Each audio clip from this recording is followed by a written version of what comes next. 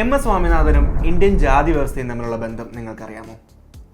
M S Swaminathan അദ്ദേഹത്തിൻ്റെ ഏറ്റവും പ്രധാനപ്പെട്ട കോൺട്രിബ്യൂഷൻ ആയിട്ടുള്ള ഗ്രീൻ റെവല്യൂഷനിലൂടെ തന്നെയാണ് ഇന്ത്യൻ ജാതി വ്യവസ്ഥയെ മാറ്റിമറിച്ചിട്ടുള്ളത്.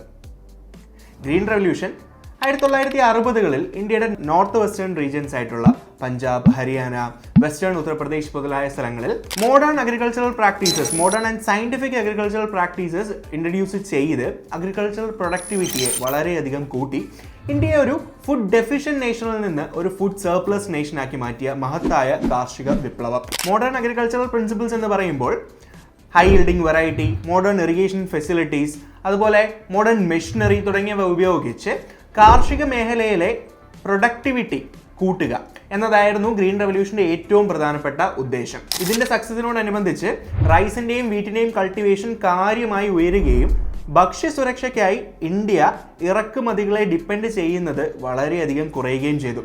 ഗ്രീൻ റെവല്യൂഷന്റെ നമ്മൾ ഏറ്റവും അധികം സംസാരിക്കുന്ന ഒരു പ്രധാനപ്പെട്ട ബെനിഫിറ്റ് അല്ലെങ്കിൽ ഒരു ഗെയിൻ ആണ് ഈ പറഞ്ഞത്.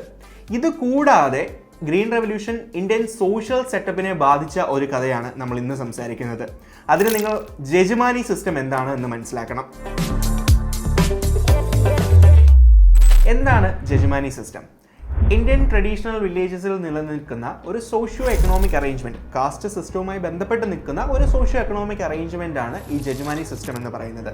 ജജ്മാനി സിസ്റ്റത്തിൽ ഒരു ഒക്യുപ്പേഷണൽ സർവീസ് പ്രൊവൈഡിങ് അറേഞ്ച്മെന്റ് ആണുള്ളത്. ജജ്മാൻസ് അഥവാ പാട്രൺസും ക്ലയൻസ് ആയി വരുന്നത് അല്ലെങ്കിൽ സർവീസ് പ്രൊവൈഡേഴ്സ് ആയിട്ട് വരുന്ന ഗ്രൂപ്പുകളെ കാമിൻസും എന്ന് നമ്മൾ വിളിക്കും. ഇവർ തമ്മിലുള്ള ഈ റിലേഷൻഷിപ്പ്, ഈ സോഷ്യോ എക്കണോമിക് അറേഞ്ച്മെന്റ് ആണ് ജജ്മാനി സിസ്റ്റം. ജജ്മാനി സിസ്റ്റത്തിന്റെ ഒരു പ്രധാന പ്രത്യേകത എന്ന് പറയുന്നത് കാസ്റ്റ് സിസ്റ്റത്തിൽ ഊന്നി നിൽക്കുന്നതായതുകൊണ്ട് തന്നെ കാമിൻ ഗ്രൂപ്പുകളിൽ അഥവാ സർവീസ് പ്രൊവൈഡേഴ്സ് ആയി വരുന്ന ഗ്രൂപ്പുകളിലെ ആളുകളുടെ ഒക്യുപ്പേഷൻ ഹെറിഡിറ്ററിലി, പരമ്പരാഗതമായി ഫിക്സ്ഡ് ആണ്.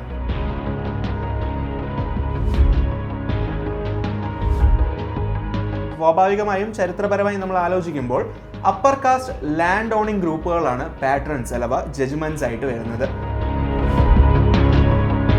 ജജ്മാനി സിസ്റ്റത്തിന്റെ മറ്റൊരു പ്രത്യേകത സർവീസ് പ്രൊവൈഡിങ്ങിന് പേയ്മെന്റ് നൽകുന്നതുമായി ബന്ധപ്പെട്ടാണ്. ക്യാഷിന് പകരം കൈൻഡിലാണ് പേയ്മെന്റ് നൽകിയിരുന്നത്. അരിയായും തുണിയായും ചിലപ്പോൾ സംരക്ഷണമായും ഒക്കെയാണ് ഈ പാട്രൺസ്, ജജ്മാൻസ് അവരുടെ കാമിൻസ്, ക്ലയൻറ്റ്, സർവീസ് പ്രൊവൈഡേഴ്സിനെ പേ ചെയ്തിരുന്നത്. ജാതി വ്യവസ്ഥ അതിൻ്റെ എല്ലാ തരത്തിലുള്ള ഇന്നിക്വാലിറ്റീസിനെയും നിലനിർത്താൻ വേണ്ടി ജജ്മാനി സിസ്റ്റത്തിനെ ഉപയോഗപ്പെടുത്തി. സ്വാതന്ത്ര്യാനന്തരം ജജ്മാനി സിസ്റ്റം പുതിയ രൂപങ്ങൾ കൈവരിക്കുന്ന സാഹചര്യത്തിലാണ് 60-കളിൽ കാർഷിക വിപ്ലവമായി ഗ്രീൻ റെവല്യൂഷൻ തുടക്കം കുറിക്കുന്നത്. ഇന്ത്യൻ വില്ലേജസിന്റെ എല്ലാ തലങ്ങളെയും ഗ്രീൻ റെവല്യൂഷൻ ബാധിച്ചു. അതിൽ നിന്ന് ജജ്മാനി സിസ്റ്റവും രക്ഷപ്പെട്ടില്ല. ജജ്മാനി സിസ്റ്റത്തിനെ ഗ്രീൻ റെവല്യൂഷൻ ബാധിക്കുന്നത് പ്രധാനമായിട്ടും 4 തലത്തിലാണ്. 1 economic impact, 2 occupational mobility, 3 rice of middle class peasantry, 4 urban migration. നമുക്ക് ഓരോന്നായി പരിശോധിക്കാം. Economic impact. ഗ്രീൻ റെവല്യൂഷൻ അതിൻ്റെ ഏറ്റവും പോസിറ്റീവ് ഇമ്പാക്റ്റ് ആയിട്ടുള്ള അഗ്രികൾച്ചറൽ സർപ്ലസ് പ്രൊഡക്ഷൻ വഴി നിലനിന്നിരുന്ന സമ്പദ് വ്യവസ്ഥയെ ഒരു ക്യാഷ് സെൻറ്റേർഡ് അല്ലെങ്കിൽ ഒരു മണി സെൻറ്റേർഡ് സമ്പദ് വ്യവസ്ഥയായി മാറ്റി. എങ്ങനെയെന്ന് വെച്ചാൽ സ്വാഭാവികമായും മോഡേൺ അഗ്രികൾച്ചറൽ പ്രാക്ടീസസ് ഉപയോഗിക്കുന്നത് വഴി അഗ്രികൾച്ചറിൽ കൂടുതൽ പ്രൊഡക്ഷൻ ഉണ്ടായി. കൂടുതൽ പ്രൊഡക്ഷൻ അഥവാ സർപ്ലസ് പ്രൊഡക്ഷൻ. ഈ സർപ്ലസ് പ്രൊഡക്ഷൻ സ്വാഭാവികമായും മാർക്കറ്റുകളിലേക്ക് ചെല്ലുന്നു. മാർക്കറ്റുകളിൽ നിന്ന് ലാൻഡ് ഓണേഴ്സിന് അല്ലെങ്കിൽ ഫാമേഴ്സിന് റിട്ടേൺസ് ആയി ക്യാഷ് ലഭിക്കുന്നു. ധാന്യങ്ങളായും സ്ഥലങ്ങളായും അക്യുമുലേറ്റ് ചെയ്തുകൊണ്ടിരുന്ന സമ്പത്ത് ക്യാഷിൻ്റെ രൂപത്തിലായി ആളുകളുടെ കയ്യിൽ എത്തിച്ചേരുന്നത്. സ്വാഭാവികമായും കാശ് കൂടുതലുള്ളത് കൊണ്ട് ലാൻഡ് ഓണേഴ്സ് അല്ലെങ്കിൽ ഈ പേട്രൺസ് ആയിട്ടുള്ള ജഡ്ജ്മാൻസ് ക്ലയൻസ് ആയിട്ടുള്ള കാമിൻസിന് ക്യാഷിൽ പേ ചെയ്യാനും തുടങ്ങി. അങ്ങനെ കാമിൻ ഗ്രൂപ്പുകളിലേക്കും ക്യാഷ് എത്തിത്തുടങ്ങി. ഇതിനെ തുടർന്ന് ജജ്മാനി സിസ്റ്റത്തിന്റെ ഭാഗമായി നിലനിന്നിരുന്ന ബാർട്ടർ സമ്പ്രദായം, ഗ്രെയിൻസിലും സംരക്ഷണമായും തുണി ആയും ഒക്കെ പേയ്മെന്റ് നടത്തിയിരുന്ന ആ ഒരു സിസ്റ്റം ഇല്ലാണ്ടാവുകയാണ്. അവിടെ ക്യാഷ് വെച്ച് പേയ്മെന്റ് നടത്തുന്ന ഒരു സിസ്റ്റം ഉയർന്നു വന്നു. ക്യാഷ് കൂടുതലായി കയ്യിലെത്തിയത് വഴി എക്കണോമിക് സ്റ്റെബിലിറ്റി നേടുന്നതിലേക്ക് കാമിൻ ഗ്രൂപ്പുകൾ എത്തി. ഈ എക്കണോമിക് സ്റ്റെബിലിറ്റി സ്വാഭാവികമായും നേരത്തെ ഉണ്ടായിരുന്ന പല ഇന്നിക്വാലിറ്റീസിൽ നിന്നും കാമിൻ ഗ്രൂപ്പുകളെ പുറത്തു കൊണ്ടുവന്നു. രണ്ടാമത് ഒക്യുപ്പേഷണൽ മൊബിലിറ്റി. മോഡേൺ മെഷീനറീസിൻ്റെ ഇൻട്രഡക്ഷൻ ഒരു പ്രധാനപ്പെട്ട കാര്യമാണ് എന്ന് ഞാൻ പറഞ്ഞല്ലോ. ഗ്രീൻ റെവല്യൂഷൻ്റെ ഭാഗമായി ഈ മോഡേൺ മെഷീനറീസ് ഇൻട്രൊഡ്യൂസ് ചെയ്തപ്പോൾ ഫാമേഴ്സിന് അല്ലെങ്കിൽ ലാൻഡ് ഓണേഴ്സിന് ലാൻഡിൽ പണിയെടുക്കുന്ന സർവീസസ് പ്രൊവൈഡ് ചെയ്യുന്ന കാമിൻസിനെ ആവശ്യമില്ലാതായി. അവരുടെ ഡിമാൻഡ് കുറഞ്ഞു. കാരണം മെഷീൻസ് ഉപയോഗിച്ച് അവരെ റീപ്ലേസ് ചെയ്യാൻ പറ്റി. സ്വാഭാവികമായും ഈ കാമിൻസ്, ഈ പർട്ടിക്കുലർ ജോബ് ചെയ്തുകൊണ്ടിരുന്ന കാമിൻസ് അവർ ഫ്രീ ആയി. അവർ മറ്റ് ജോലികളിലേക്ക് അവർക്ക് അവരുടെ ശ്രദ്ധ കേന്ദ്രീകരിക്കണം, മറ്റ് ജോലികൾ പഠിക്കാൻ, മറ്റ് ജോലികൾ ചെയ്യാൻ ഉള്ള സാഹചര്യം അവർക്ക് സാധിച്ചു. ഇതിനെ തുടർന്ന് എന്ത് സംഭവിച്ചു? നിലനിന്നിരുന്ന ഹെറിഡിറ്ററി സർവീസ് അല്ലെങ്കിൽ ഹെറിഡിറ്ററി ഒക്യുപ്പേഷൻ, ഈ ഒരു സമ്പ്രദായം ഇല്ലാണ്ടാവാൻ തുടങ്ങി. അങ്ങനെ ഗ്രീൻ റെവല്യൂഷൻ വഴി വന്ന ഒക്യുപ്പേഷണൽ സ്റ്റെബിലിറ്റി ജജമാനി സിസ്റ്റത്തിന്റെ മറ്റൊരു പില്ലറിനെയും തച്ചുടച്ചു.